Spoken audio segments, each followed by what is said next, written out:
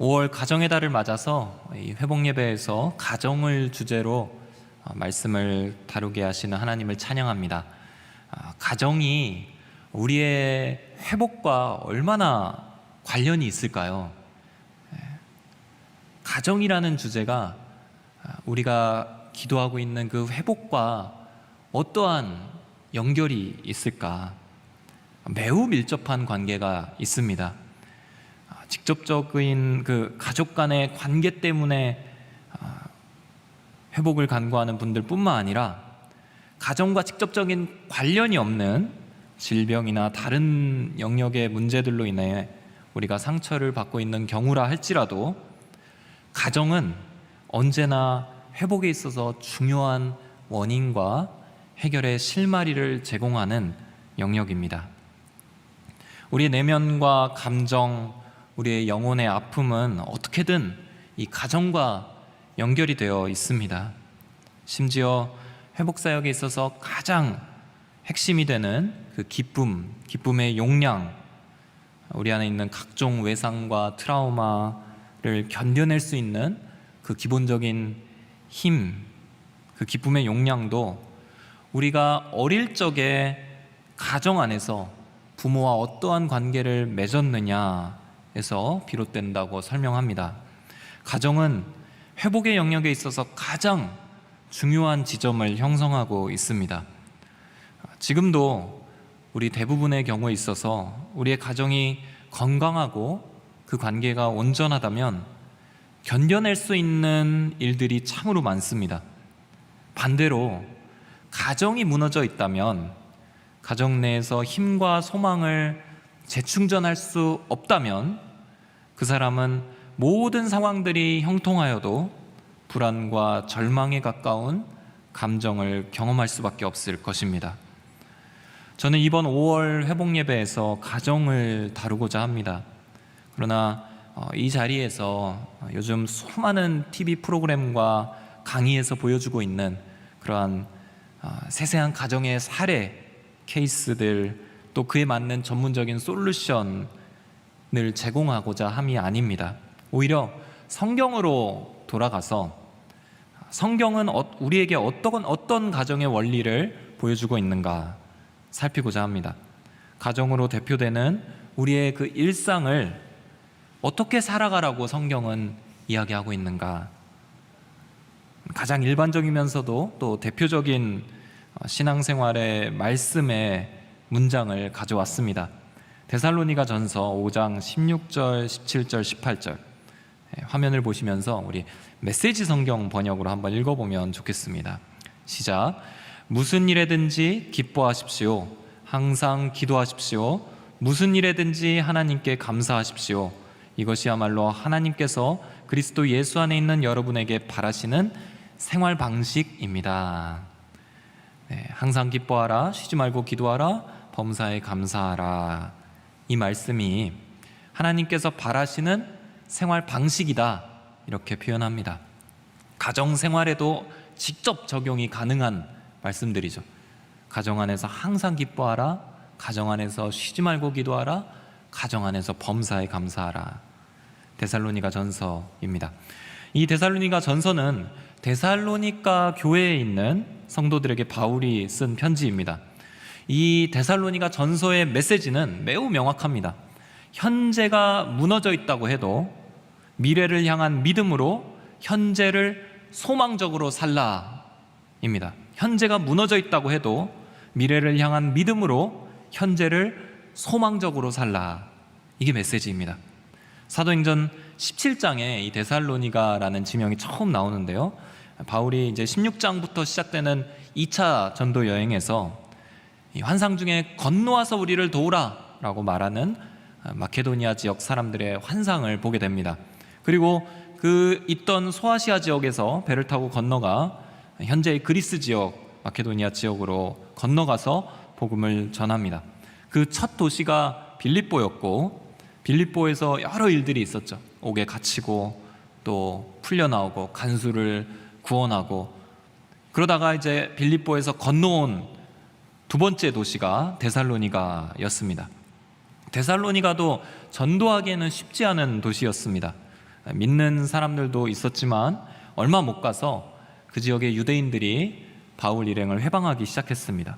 그들은 시장에 불량배들까지 모아다가 이 도시 안에서 소동을 일으켜서 바울을 내쫓고자 합니다. 바울에게 친절했으며 숙소까지 제공해 주었던 야손이라는 그 집주인까지 잡아갔던 사람들이었습니다. 바울 일행은 그 도시에 얼마 머무는 기간이 짧았습니다. 얼마 머물지를 못하고 이웃 동네인 베레아로 떠나게 됩니다.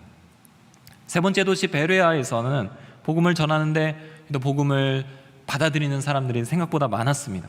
그러나 데살로니가 옆에 있던 그 데살로니가 불량배들을 동원했던 그 유대인들이 이 베레아 지역까지 쫓아오게 됩니다. 그래서 또 그 지역에서 소동을 일으키고 바울은 쫓기듯이 바닷가로 내몰려져서 배를 타게 됩니다. 그리고 건너가서 아테네를 지나고 고린도에 가서 바울은 이제 데살로니가 지역에 짧았던 그 전도의 기간 동안 세워진 교회를 생각하게 됩니다. 자신을 가장 모질게 핍박했던 동네였고 자기가 묵던 숙소의 집주인까지 잡아들였던 곳이고 옆에 동네까지 찾아와서 선동할 정도로 복음을 대적했던 데살로니가에서 성도들은 과연 신앙생활을 잘하고 있을까? 그런 마음으로 편지를 쓴 것이 데살로니가 전서입니다. 그리고 이 데살로니가 전서의 핵심 메시지가 현재가 무너져 있어도 미래를 향한 믿음으로 현재를 소망적으로 살라라는 것입니다. 먼저 예수님의 재림이 확실하게 있을 것이다 바울은 말합니다. 이 확고한 미래의 관점 위에 서 있으라 라고 말합니다. 주님께서 이 땅에 다시 오실 때가 있는데 그때는 천사장이 천둥 소리를 내면서 나팔 소리가 울릴 것이고 주님의 호령 소리에 죽은 자들이 먼저 일어날 것입니다. 그리고 남아있는 자들도 구름 속에서 이끌려져 올라갈 것입니다. 주님의 약속을 분명하게 믿고 그 믿음 위에서 지금 당한 그 고난과 핍박을 견디라 라고 말합니다. 그렇지만 또 이 믿음이 있다고 해서 현재를 그냥 살아라 이렇게 말하지는 않습니다. 게으르거나 무력하게 사는 것을 철저하게 경계합니다. 데살로니가 전서 5장 6절 말씀 함께 읽겠습니다. 시작. 그러니 우리는 다른 사람들처럼 자지 말고 오직 깨어 정신을 차립시다. 5장 14절 전반부 말씀. 또 형제들이여 우리는 여러분에게 권면합니다. 여러분은 게으른 사람들에게 경고하고, 그러니까 미래에 향한 확고한 믿음 위에 서 있지만 그렇다고 게으르거나 무력해져 있거나 그렇게 보내지는 말라라고 말합니다. 현실에 어려움이 있지만 그곳에 두려워하지 말고 그 어려움에 짓눌리지도 말고, 그러나 적극적으로 깨어서 긴장하면서 그럼에도 긍정적인 기쁨과 확신을 갖고 살아라 라고 바울은 편지합니다. 오늘은 이 말씀 안에서의 이 생활 방식 중에 첫 번째 16절에 항상 기뻐하십시오를 주제로 기쁨을 우리가 좀 살피고자 합니다. 기뻐하다 라는 단어가 성경에 신약 성경에서 68번 이상 나오는 단어입니다. 굉장히 많이 나오는 중요한 단어입니다. 이 기쁨이 우리의 가정 안에서는 어떠한 역할을 하는가? 이 기쁨은 어떠한 것인가? 본질이 무엇인가? 내 삶에서 나의 기쁨의 정도는 어떠한가? 우리가 좀 돌아보고자 합니다. 그리고 이 기쁨을 회복시키는 은혜를 하나님 앞에 간구하는 이 저녁 되기를 원합니다. 오늘 함께할 첫 번째 메시지는 기쁨은 관계를 회복시키는 힘입니다 라는 점입니다. 관계를 회복시키는 힘이다. 기쁨의 반대말이 무엇일까요? 한번 생각해 보셨나요? 기쁨의 반대말이 무엇일까? 이게 얼핏 떠오르지 않죠. 이 기쁨이란 단어가 반대말을 통하여 정의된 단어가 아니기 때문입니다. 명확하게 반대말이 있어서 그 반대말과 정반대에 있는 것을 기쁨으로 정의하자 이렇게 된 단어가 아니라, 기쁨은 적극적으로 모든 감정들 중에 이 적극적인 의미 그리고 독특한 개념을 갖고 있는 단어이기 때문입니다. 기쁨의 반대는 안 기쁨일 겁니다. 안 기쁨, 기쁘지 않다, 이 기쁨의 반대일 거예요. 기쁘지 않은 모든 상태가 기쁨의 반대말이 됩니다. 분노, 슬픔, 미움, 원망, 걱정, 질투, 수치스러움, 절망감, 기쁘지 않은 모든 상태들, 무기력함, 우울감, 모두가 이 기쁨이 없는 상태를 나름의 관점에서 정리한 단어들입니다. 기쁨은 어떠한 특징이 있는가? 이러한 모든 기쁨이 아닌 상태를 깨트려버리는 힘이 있습니다. 이것이 기쁨의 능력입니다. 특별히 관계 안에서 기쁨은 모든 부정적인 감정들을 공격하여 금이 가게 하는 긍정적인 의미죠. 모든 부정적인 감정들을 향하여 공격하여 금이 가게 하는 그 감정들을 깨트릴 수 있는 선봉장에 서는 것이 바로 기쁨의 역할입니다.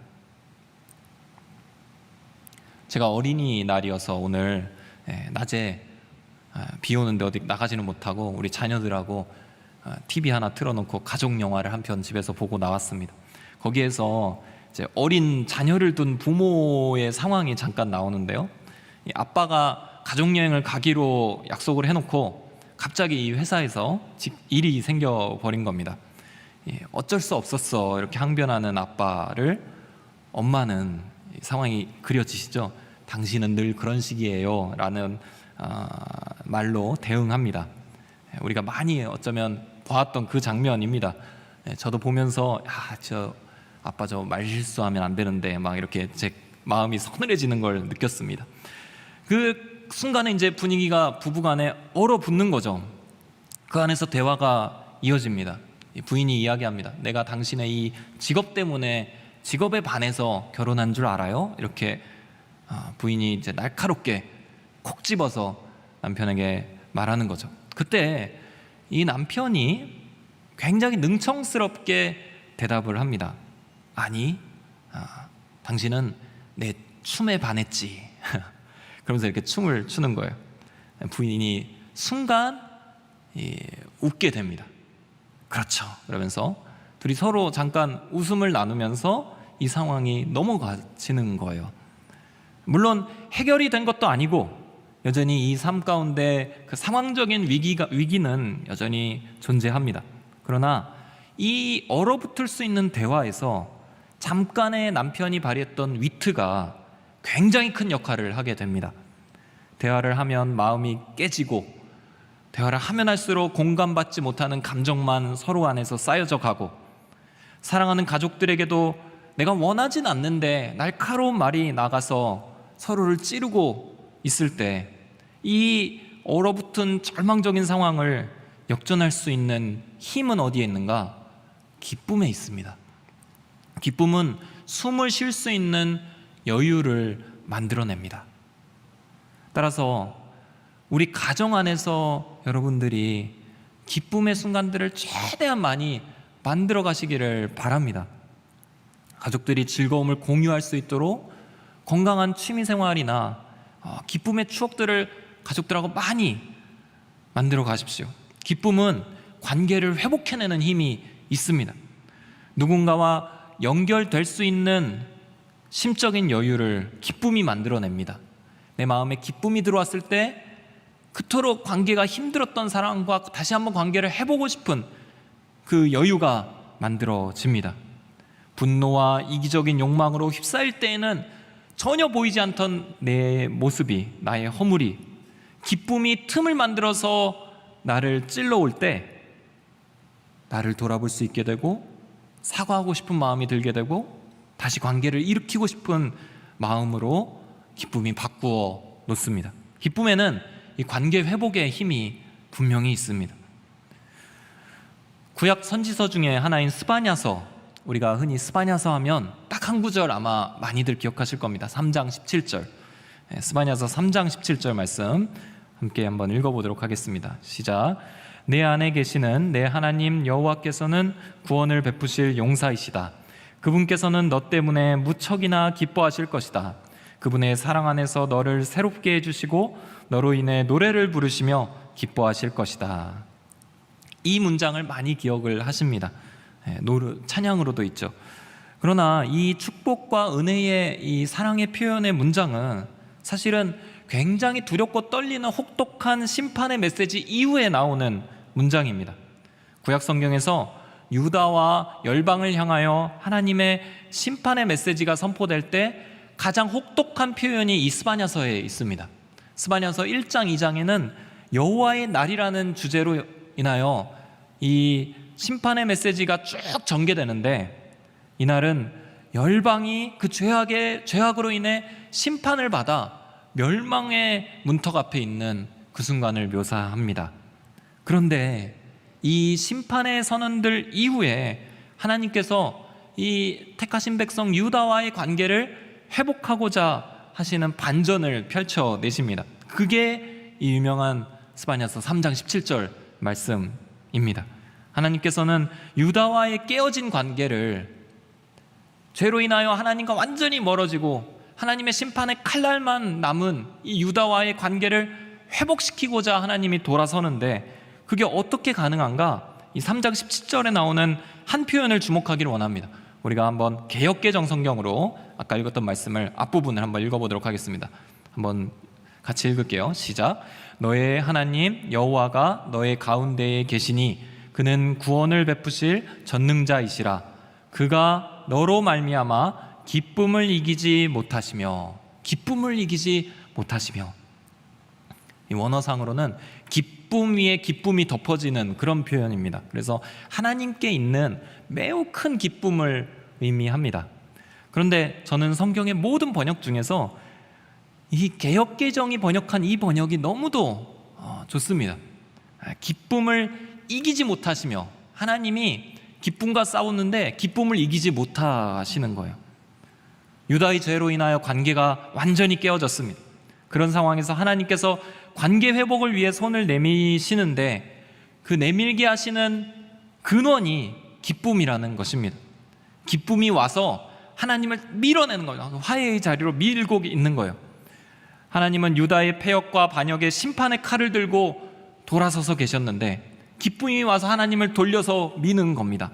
그런데 그 기쁨을 하나님의 이 심판의 칼이 이기지를 못하는 거예요. 기쁨이 너무도 힘있게 하나님을 밀기 때문에 하나님은 유다를 사랑하는 표현으로 나아가고 계시는 겁니다.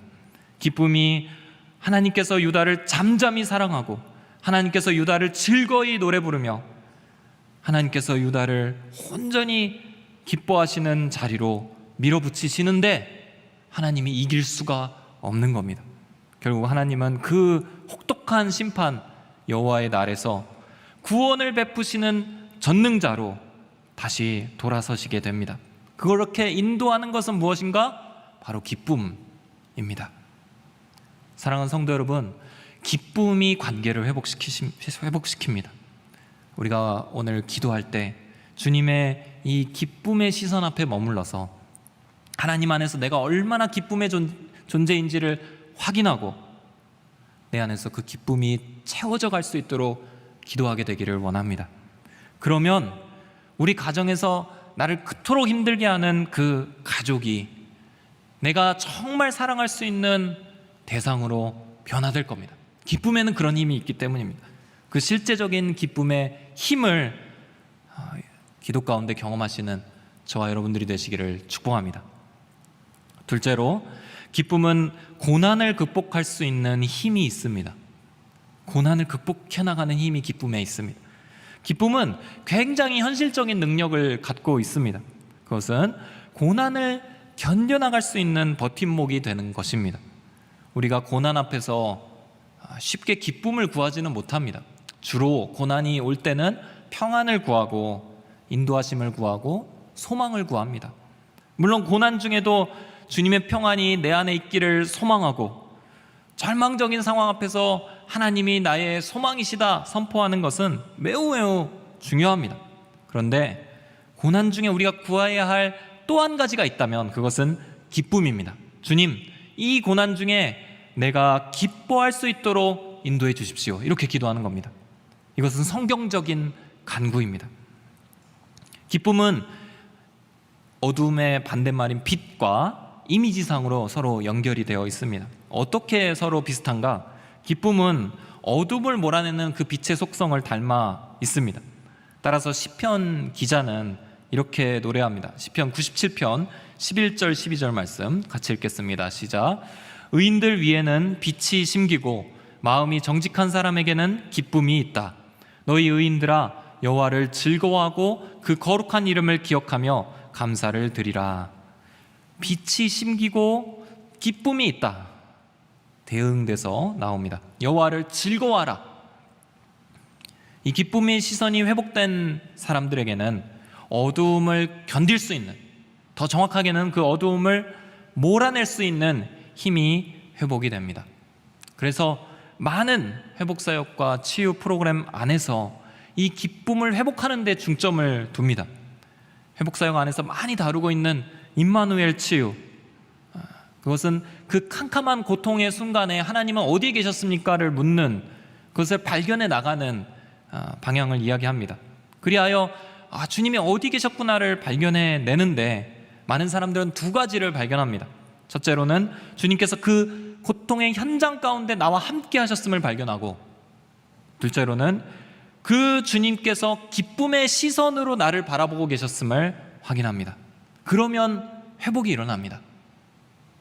내가 그토록 힘들었던, 나에게 트라우마가 되었던 그 현장 속에 주님은 어디 계셨습니까? 물을 때 주님이 그 현장 속에 나와 함께 계심을 발견하고, 그 주님이 사랑과 기쁨의 시선으로 나를 바라보고 계셨음을 발견한다면 회복이 일어나는 것입니다. 기쁨은 고난을 극복할 수 있는 힘을 우리에게 능히 제공합니다. 예수님께서 십자가에 못 박히시기 전날 제자들에게 많은 말씀을 하셨잖아요. 그때 말씀하신 주제의 핵심 주제가 바로 기쁨이었습니다. 요한복음에서는 이 사실이 반복해서 제시가 됩니다. 이 최후의 만찬을 마치시고 주님의 마지막 강론과 또 겟세마네 동산에서의 기도가 요한복음 13장부터 쭉 해서 17장까지 나오는데 15장부터 기쁨에 관한 말씀이 반복이 계속됩니다. 15장 11절 말씀 함께 읽도록 하겠습니다. 시작. 내가 이것들을 너희에게 말한 것은 내 기쁨이 너희 안에 있어 너희 기쁨이 충만하게 하려는 것이다. 다음 장 16장 22절 같이 읽겠습니다. 시작. 너희도 이와 같다. 너희가 지금은 슬퍼하지만 내가 너희를 다시 볼 때는 너희가 기뻐할 것이요 또 너희 기쁨을 빼앗을 사람이 없을 것이다. 또 한 장 넘어가서 하나님께 기도하고 있는 겟세마네의 기도 17장 13절 함께 읽겠습니다. 시작. 그러나 이제 나는 아버지께로 갑니다. 내가 세상에서 이것을 말하는 것은 내 기쁨이 그들 속에 충만하게 하려는 것입니다. 지금 예수님의 의도는 십자가를 지냐 마냐 이 정도가 아닙니다.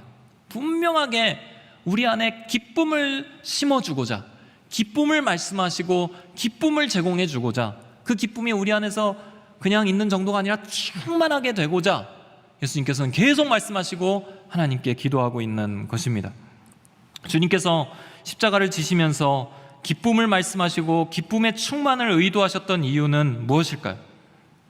그 기쁨이 바로 십자가를 지시는 비결이자 목적이 되기 때문입니다. 주님께 있어서 기쁨은 그렇게 중요합니다. 그 기쁨을 위해서 십자가를 지시는 것입니다. 히브리서는 이 기쁨을 이렇게 정확하게 이야기합니다. 히브리서 12장 2절 말씀 제가 읽어드리겠습니다. 믿음의 창시자요 완성자이신 예수를 바라봅시다. 그는 자기 앞에 놓여있는 기쁨을 위해 부끄러움을 개의치 않으시고 십자가를 참으셨습니다. 그래서 그는 하나님의 보좌 오른편에 앉게 되셨습니다. 자기 앞에 놓여있는 기쁨을 위해 십자가를 참으셨습니다. 십자가를 참으신 그 고난을 견디신 그 원동력과 힘은 어디에 있는가? 기쁨에 있었습니다. 우리와 그 십자가를 통하여 관계가 온전히 회복될 것을 기뻐하시는, 기대하시는 그 기쁨은 주님으로 하여금 그 십자가의 고난도 능히 견뎌내게 하셨습니다. 하나님과 완전히 차단되는 죽음을 경험하는 그 고난도 주님께서는 기쁨을 위하여 참아내셨습니다. 따라서 어떠한 고난도, 어떠한 형편도, 어떠한 아픔도 기쁨이 주는 이 힘을 넘어설 수 있는 것은 없습니다. 따라서 사랑하는 성도 여러분, 여러분의 가정과 공동체에 이 기쁨이 온전하기를 축복합니다.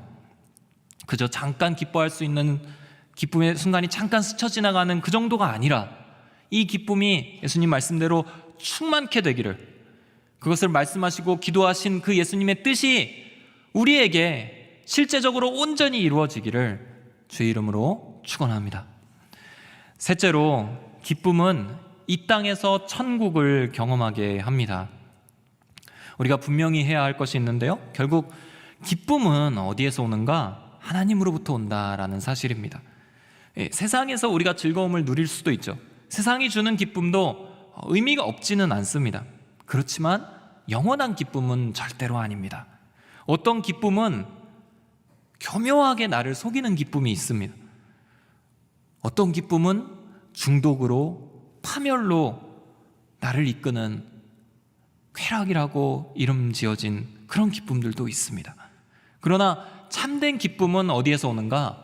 하나님으로부터 옵니다. 하나님께서는 이 땅에서 참된 기쁨을 찾도록 우리를 이끌어가고 계십니다. 무엇인가 즐겁게 우리가 누리다가 그게 끝나면 허무해지는 순간이 있습니다. 그것은 우리에게 참되고 영원한 기쁨이 따로 있다는 것을 느낄 수 있게 해주는 순간입니다. 여행을 갔다 오다가 여행에서 너무나 멋진 경치를 보고 좋은 경험을 하고 기쁨이 넘쳐서 집으로 돌아왔는데, 정작 집에 오니까 또 일상의 현실을 마주할 때 우리는 마음에 무엇인가 빼앗겨진 듯한, 상실된 듯한 그런 아픔을 느낍니다. 그것은 이 땅에서 분명히 영원하고 참된 기쁨이 있을 수 있다는 사실을, 그것이 있으면 좋겠다고 갈망하는 우리의 마음을 증명해 주는 것입니다. 하나님께서는 진짜 참된 기쁨이 있고 그 기쁨을 향하여 나아가는 존재로 우리를 만드셨습니다. 기쁨의 결국은 천국이 될 것입니다. 천국은 기쁨의 축제가 벌어지는 곳입니다. 특별히 하나님과 연합된 그 기쁨, 완벽한 상태가 되어서 우리는 천국에서 춤을 추고 있을 겁니다. 한 집사님이 물으셨어요. 골프를 좋아하시는 집사님이셨어요. 천국에 골프가 있나요? 네. 여러분들 어떻게 생각하세요? 여러분들이 좋아하는 거 천국에 있을까요? 커피를 좋아하시는 분들은 천국에 커피가 있을까? 있을 수도 있고 없을 수도 있죠. 네. 그렇지만 죄가 아니라면 창의적인 모든 것들이 아마 천국에서 벌어질 것입니다. 그러나 천국에서의 본질적인 그 기쁨은 우리가 그토록 좋아하는 그 정도가 아닙니다. 골프 공을 치면서 느끼는 그 희열에 비할 바가 아닙니다. 하나님이 주시는 기쁨이 충만한 상태로 우리는 존재할 것입니다.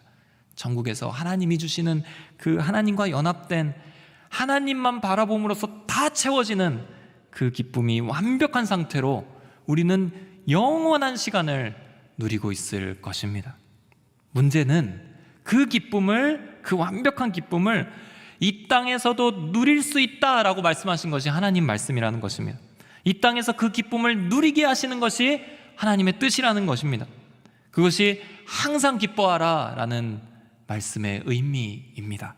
천국의 기쁨, 하나님의 기쁨을 이 땅에서 살아가는 동안 매 순간 데살로니가 성도들처럼 막 핍박과 어려움의 한복판에서 하루하루를 치열하게 싸우면서 살아가는 삶이라 할지라도 그 천국의 완벽한 기쁨을 이 땅에서 누리며 살라라는 것입니다. C.S. 루이스는 이렇게 말합니다. 이 땅의 삶 전체도 천국이 된다. 기쁨의 조각들이 우리의 삶을 덮고 있다. 성령의 열매가 있습니다. 하나님께서 주신 성령님께서 우리 안에 계셔서 맺게 하시는 9가지 열매들이 있습니다. 그 중에 첫째 열매가 사랑이죠. 사랑과 두 번째 열매는 바로 희락, 기쁨입니다. 순서가 중요하다고 생각하지는 않습니다. 9가지 열매들이 다 우리 삶에서 필요하고 또 중요한 열매들인데 그 안에서 두 번째로 기쁨이 있다는 것은 의미가 있습니다. 하나님께서는 기쁨을 사도 바울을 통하여서 두 번째로 말씀하십니다. 기쁨의 능력과 가치가 우리가 생각하는 것보다 훨씬 더 중요하다는 것을 하나님께서는 강조하고 계시는 것입니다. 사랑하는 성도 여러분, 이 시대는 기쁨을 잃어버린 시대입니다. 기쁨이 사라졌어요. 기쁨이 왜곡되어진 지도 오래된 시대입니다. 절망의 결말은 무엇입니까? 절망하면 어떻게 되나요? 기쁨이 사라집니다. 죄의 결과, 우리가 죄를 지으면 어떤 상태가 제일 먼저 발생합니까? 기쁨이 사라집니다. 사탄은 이 기쁨의 능력을 너무도 잘 알고 있습니다. 그래서 우리에게 가장 먼저 이 기쁨을 빼앗아 버립니다. 우리는 삶에서 기쁨을 너무도 쉽게 사탄에게 내어줍니다. 그리고 그 마음에 다른 것으로 기쁨을 누리려고 잘못된 생각과 선택을 너무도 쉽게 허용합니다. 가정에서도 마찬가지입니다. 공동체에서도 관계의 기쁨이 본질이 아니라 다른 것들이 중심으로 자리 잡혀 있을 때가 많습니다. 그러면 우리는 신앙생활 안에서 정말 중요한 것을 잃어버린 채 전혀 힘을 쓰지 못하는 신앙생활을 하게 될 것입니다. 사도 바울은 기쁨을 계속해서 강조합니다. 마치 예수님처럼 데살로니가 전서에서도 이렇게 이야기하고, 빌립보서에 가면 바울은 기뻐하라라는 말을 계속합니다. 빌립보서 4장 4절은 우리가 잘 알듯이 주 안에서 항상 기뻐하라, 내가 다시 말하노니 기뻐하라 라고 말합니다. 그리고 그 바울이 빌립보서 3장 1절에서는 이렇게까지 이야기합니다. 우리 빌립보서 3장 1절 말씀 같이 함께 읽겠습니다. 시작. 마지막으로 내 형제들이여 주 안에서 기뻐하십시오. 여러분에게 같은 말을 쓰는 것이 나는 힘들지 않고 여러분에게는 안전합니다. 주 안에서 기뻐하십시오. 같은 말을 계속하는 것이 나는 힘들지 않고 여러분에게는 그것이 안전합니다. 기쁨이 우리에게 안전을 가져다 줍니다. 폭풍 같은 우리 가정의 상황 안에서도 우리가 기도해야 될 첫 번째 기도 제목이 있다면 그것은 바로 기쁨입니다. 주님, 주 안에서 기쁨을 회복시켜 주십시오. 참된 기쁨을 우리 가정 안에서 흘려보내 주십시오. 주님께서 말씀하신 그 십자가 앞에서 말씀하신 그 기쁨의 충만이 내 삶에서 일어날 수 있도록, 끊어지지 않도록 주님 은혜 베풀어 주십시오. 우리 주님 예수님의 그 뜻대로 우리에게 기쁨이 충만해지게 주님 역사하여 주십시오. 그래서 내 삶에서 관계가 회복되고 그 기쁨으로 인하여 고난이 극복되고 천국의 기쁨을 매일같이 경험해 나가는 그런 우리와 우리 가정이 될 수 있도록 주님 역사해 주십시오. 그렇게 기도할 수 있는 그 기쁨을 실제적으로 누려가시는 저와 여러분들이 되시기를 주의 이름으로 축원합니다. 함께 이 시간 같이 기도하기를 원합니다.